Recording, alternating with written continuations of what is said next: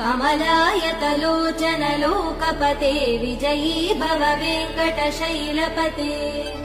सचतुर्मुख Shanmukha पञ्चमुख प्रमुखाखिल दैवतमौलिमने